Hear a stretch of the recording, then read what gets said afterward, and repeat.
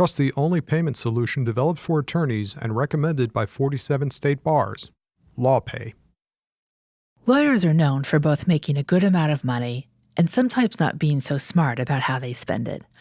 I'm Stephanie Francis Ward, and on today's episode of the ABA Journal's Asked and Answered, I'm speaking with Gary DuBoff. He's a principal at the accounting advisory firm, MBAF, and he is a CPA who specializes in working with high net worth individuals.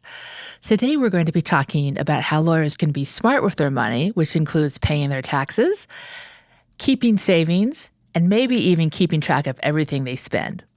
Welcome to the show, Gary. Hi, Stephanie. How are you today? Doing great. It's a pleasure to be here. So what would you say, what is the most common mistake you see lawyers make with personal finances? Well, I guess that depends on at what stage of their career they're in. Obviously, if you're a young attorney and you're a salaried employee, hopefully you are budgeting and spending your money before you earn it. On the other hand, if you're a practicing attorney who's been, later stage of their career and they're a partner potentially in a law practice, there might be some cash flow issues in terms of how their partnership might be structured. So they may not necessarily receive all of their money on a more frequent basis than a paycheck. So they have to be more focused on both taxes as well as the toys and things that they may have as a mature adult. Is there a rule of thumb, do you think, for attorneys in terms of how much they should save each month in a percentage or an amount? I don't think there's a rule of thumb because I think each person really is going to be different in terms of what their what their lifestyle is and what their spending habits are. But I think it's safe to say that if you're self-employed and you're you have a tax burden that's probably greater than most individuals, that you really want to make sure that you set aside money for your taxes first, as well as for savings. So it's really more of a question of looking at your cash flow needs and budgeting accordingly and making sure that you're not in a position where you potentially may owe the government a large check at the end of each year. Do you think that some people, they think, my financial situation is kind of hopeless. I have student loans, I have debt, I make a decent living, but I'm working all the time, and this is just my situation. I mean, does that happen to people? And do you think, is it ever really hopeless? Are there always ways to improve what you spend and what you don't spend? Well, I hope it's not always hopeless. I'm sure there's going to be some light at the end of the tunnel. I mean, obviously, if you're in that situation, then you have to do some pretty quick planning in terms of making sure that you account for those expenses. Obviously, bankruptcy would not be a preferable alternative if you're practicing law. So I think most people who are in that situation, again, need to go back and budget and make sure that they don't spend beyond their means other than their necessary fixed expenses. So if they've got student debt or they've got mortgage debt or they have other things that, they encountered prior to their professional career, I mean, they just need to be very cautious. Obviously, if you're dealing with the IRS, there are payment plans and obviously other approaches that could be taken in order to eliminate, certain debts that you may owe. Is it common for attorneys to pay their quarterly tax estimates, or maybe not as much as you'd think? I know everyone says that you should, but I don't know if everyone actually does it. Well, the government is charging, at today's rates, they're charging 5% on underpayments, and that's federal. States typically charge more than that interest rate. So it's really just a question of, are you better off giving the government your money to hold on to it as opposed to you holding on to it and earning, if it's sitting in cash, you're not going to be earning any interest on it, and nobody really wants to pay the government more than they have to. So it's really a question of going through and analyzing your situation and hiring a good tax advisor who can obviously help you in that regard. So would you maybe, something to think about would be to set aside what your estimated taxes would be per quarter, and instead of sending them to the IRS, putting them in an interest-bearing account and then just paying them when the bill comes in April or whenever.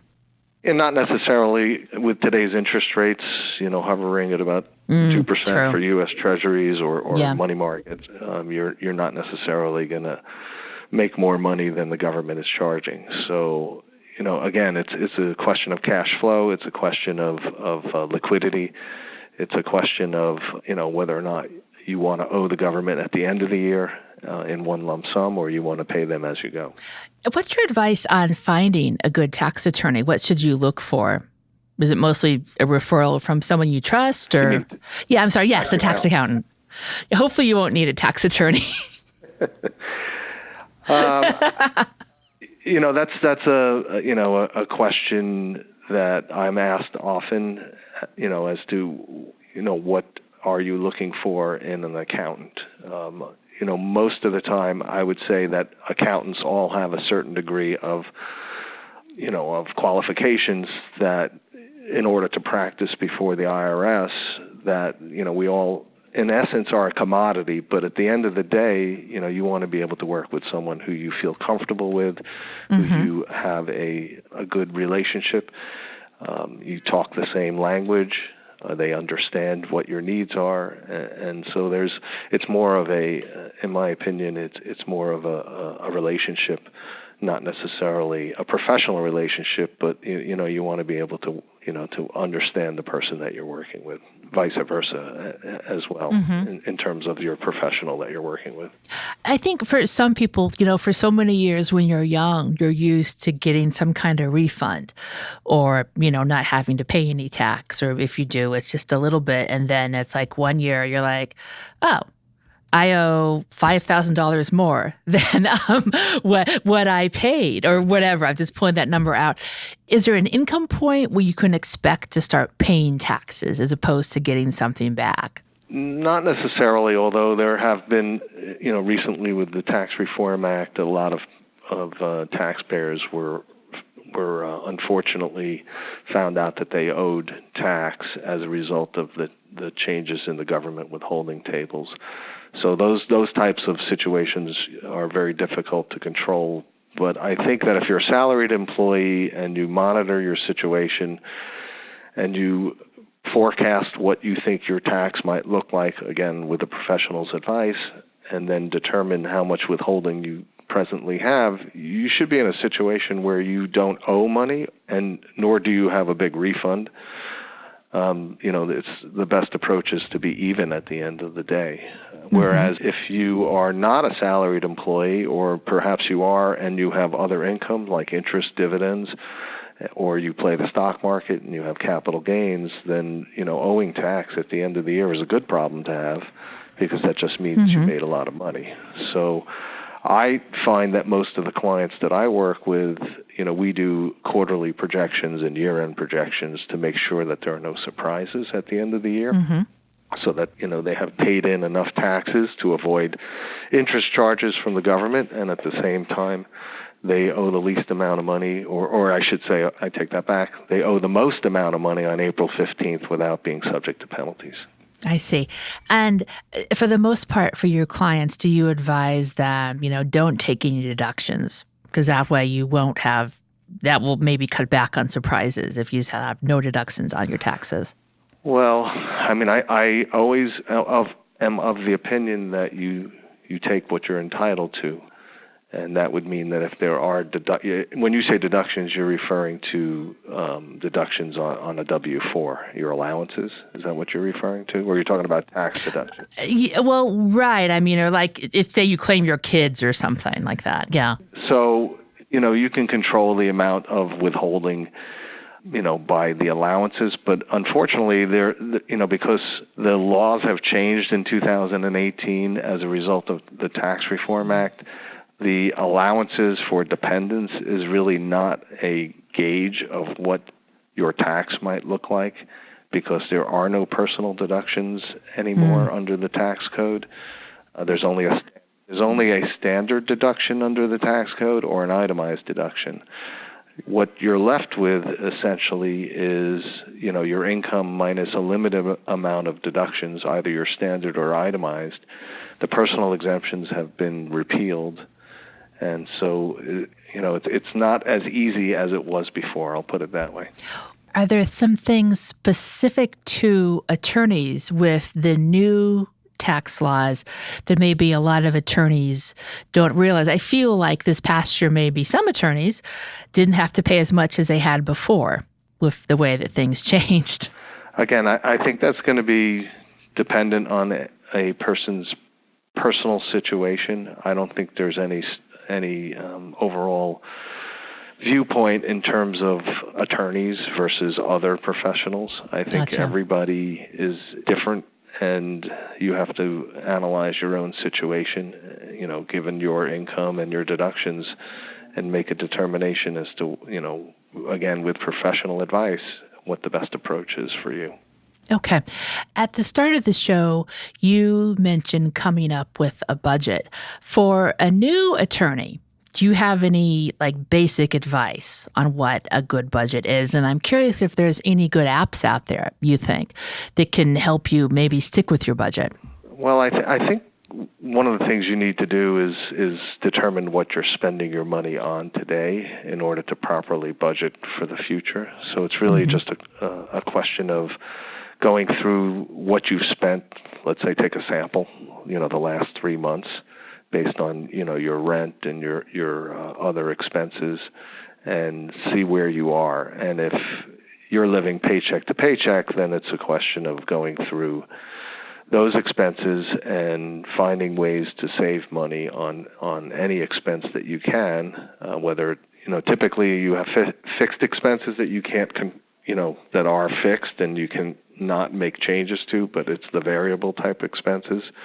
And what I've done in the past is I use, a simple program like Quicken, where I track all of my expenses on a monthly basis, both through my credit cards, my ATM withdrawals, and all of my expenses. I know it's a meticulous process, but it's definitely worthwhile going through the exercise at least once and determining what you're spending your money on so that you can then forecast whether or not that's an appropriate amount going forward. Obviously, you will have changes to that.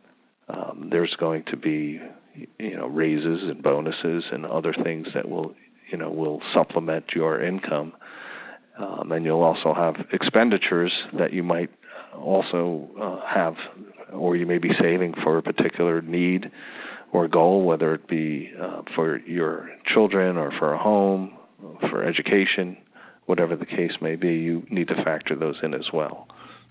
And I was going to ask you about that because it seems like oftentimes you hear as advice is if you want to look at your budget, write down everything you spend for a month. And I always wonder if that was kind of excessive, but it sounds like that's what you're suggesting, right? Is try it so you can really get a good picture.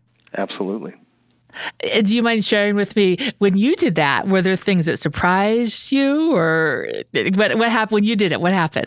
I think the biggest surprises you find are the discretionary expenses. Whether it be the breakfast that you have every morning that you spend $5 on, and you realize that it didn't seem like a lot of money when you spent that, but when you add it up for an entire year, 240 working days in a year, you're spending $1,200 for coffee in the morning. So wow, that's when you realize that you can be budgeting or spending less.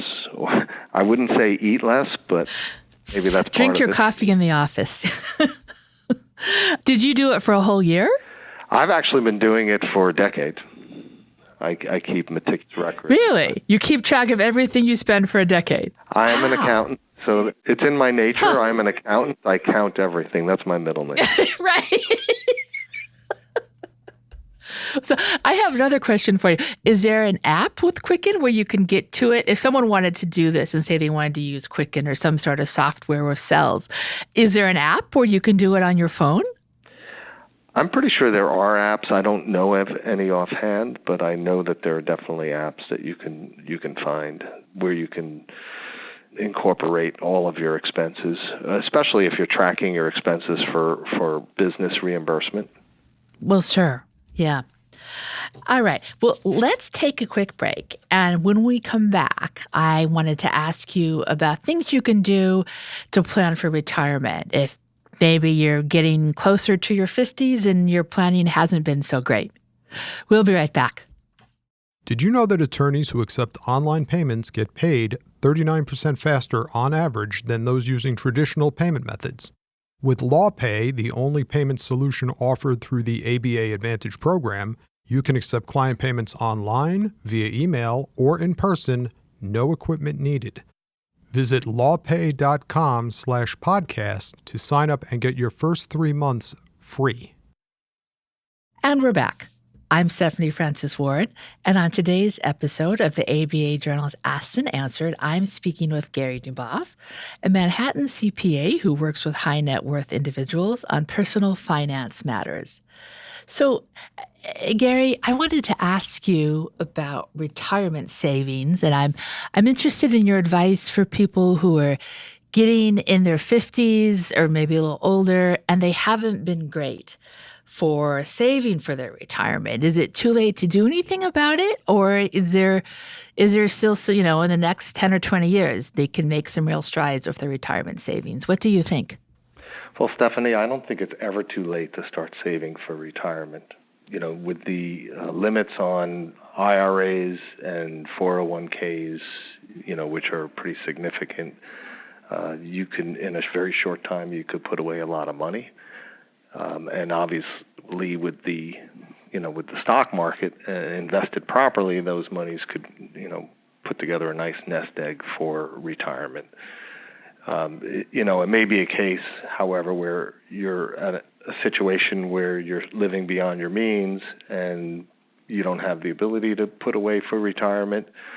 So in those situations, you have to take advantage of everything that you can. So one of the first things I recommend to most of my clients is to make sure they understand what their benefits are at their company. So if they're working for a big firm or they have an employer, I should say, as opposed to being self-employed, they should take advantage of all the benefits that are available to them. That's number one. Would that be like the 401k? What type of benefits are you talking about? Well, there's obviously medical benefits that they want to take advantage of, whether they have an HSA or flexible spending account so that they can, minimize their tax cost on their medical and healthcare needs.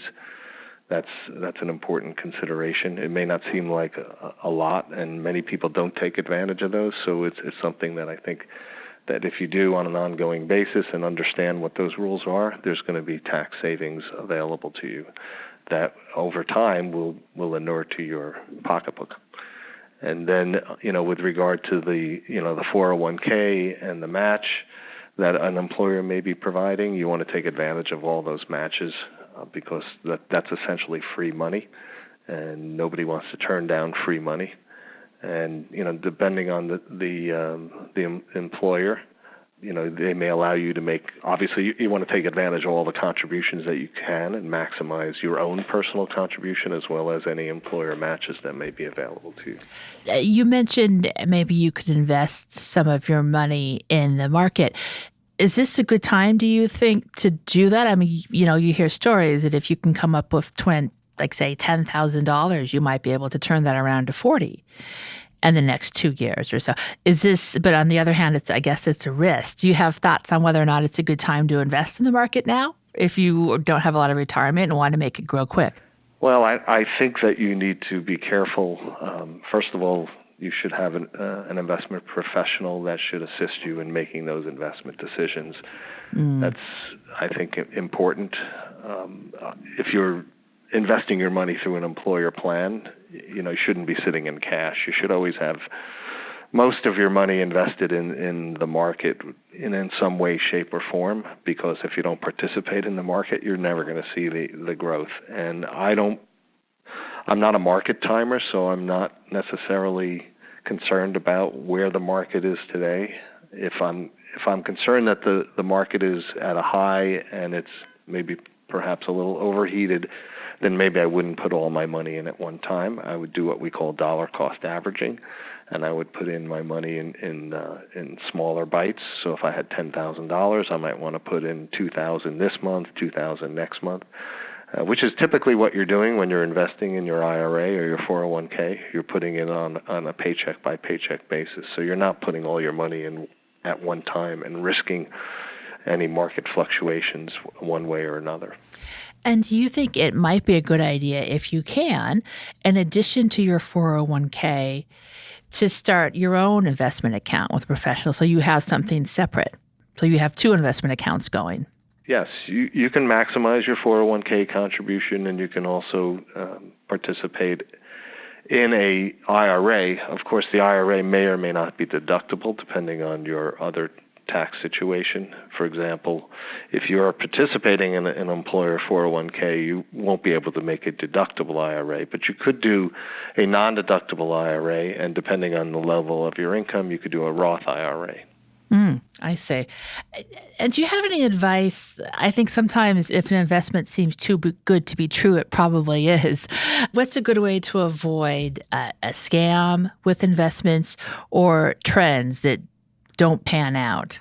A professional's advice is important, and in seeking a investment professional, you want to make sure that the professional is a legitimate, investment professional that's not working for themselves, perhaps, maybe working for a larger institution.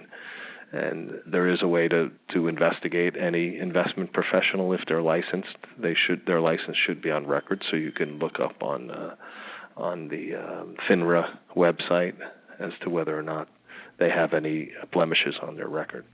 Do you feel like people are smarter now? It seems like we've seen so many high-profile stories about people who have high net worth investing and really just getting taken advantage of by folks who, like the Bernie Madoffs of the world. Are people being smarter about that now, do you think, than they were maybe a decade ago? Absolutely. I did have clients that were or did participate in Madoff investments and lost money, most of which was recovered over time. However, they really should be more careful in vetting these investment opportunities. Oftentimes when you're a high net worth individual, you're not just investing in the stock market, you're investing in private investments and private placements. And in order to do that, you need to be a qualified or an accredited investor. So you have to have the net worth and the wherewithal and the experience in order to make those types of investments. And it's really not something that someone who's not familiar with those should be making themselves. If you're a high net worth individual, I would imagine that people come to you for investments a fair amount who, people who say they're an entrepreneur and they have this new product, or they want to, get backing for a restaurant or a business. Is that something where if you're going to invest in something like that, you should probably not plan on getting it? If you should be okay if you don't get it back? Because it seems risky to me. I think any speculative investment, you want to take the position that you're never going to see your money. Otherwise, if you can't afford it, you shouldn't be doing it. Okay. What about real estate? Is that a good investment right now, do you think? I'm not in a position to make recommendations, but I think that real estate is, it's everywhere, so it's kind of hard to avoid real estate as an investment. And if you're investing in various asset classes, whether it be stocks or bonds, to have real estate or alternative investments in your investment portfolio overall is a good thing from a correlation perspective. So, in certain cases, when the stock market goes up, real estate potentially goes down. That's what correlation means. They're not correlated asset classes. So when the stock market goes down, potentially real estate could go up. So it's a nice diversification tool to use real estate in your portfolio. And what you just said, I would imagine, especially for high net worth people who have that ability, it's always good to have that diversity in your portfolio, right? Because like as you said, when one goes down, the other one will go up. So you have a safety net, so to speak. I think it's a safer approach than having all of your eggs in one basket. Gary, I think that's everything that I wanted to ask you today. Would you like to add anything else? I would say that lawyers are an interesting class of people in terms of their needs. You know, they're smart people, and they oftentimes think that they understand everything because that's the way they were trained. And I think it's important to note that if they are looking to improve their financial situation, they need to take advice from other professionals, not just giving advice. So I think it's important that they heed the advice of other professionals as well as their peers. Well, sometimes it's hard for lawyers to take advice, I think. At least that's been my experience over the years. Well, hopefully we'll have changed their mind by the time. Yes. And I guess, you can tell yourself, why would my accountant be giving me this advice if it wasn't good? What's in it for him or her? We have no hidden agenda. We're just trying to help everybody. Exactly. All right. Well, thank you so much for joining us. And also, I'd like to thank our listeners for tuning in. If you like what you heard today, please find and rate us in Apple Podcasts, Google Play Music, Google Podcasts, and your favorite podcasting app. We'll see you next time for another episode of the ABA Journal's Asked and Answered.